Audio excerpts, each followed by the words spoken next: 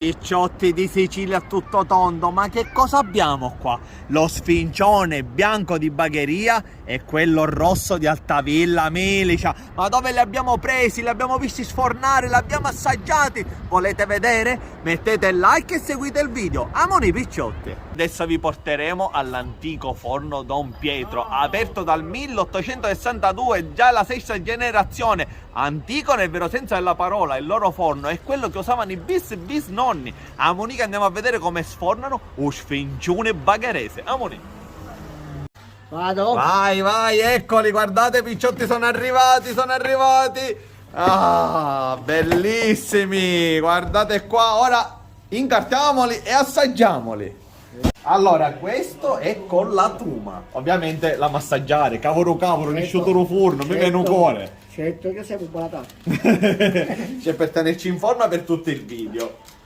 Mentre il nostro amico sta tirando fuori dal forno il pane, amore, tu che fai? L'assaggio. Il nostro sfincione bianco. Amore, È buonissimo, vero? picciotti, non sapete quello che vi perdete. E mentre Iole ci incarta quello con la tuma, io un altro posto in quello con la ricotta. E tu ne approfitti, vero? È bravo! Ma tutti i biscotti sono fatti a forno a legna? Ma c'è un profumino qua, ma io ho fatto il fioretto, non posso mangiare niente. Mangio io.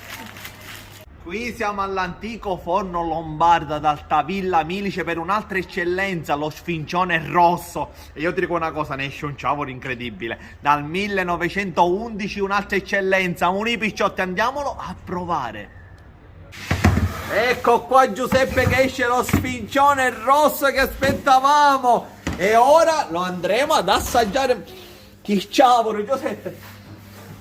Ora Giuseppe ci sta tagliando un bel pezzone, picciotti, e lo assaggeremo, non vedo l'ora, date che c'è qua, è una meraviglia, e poi che profumo che c'è.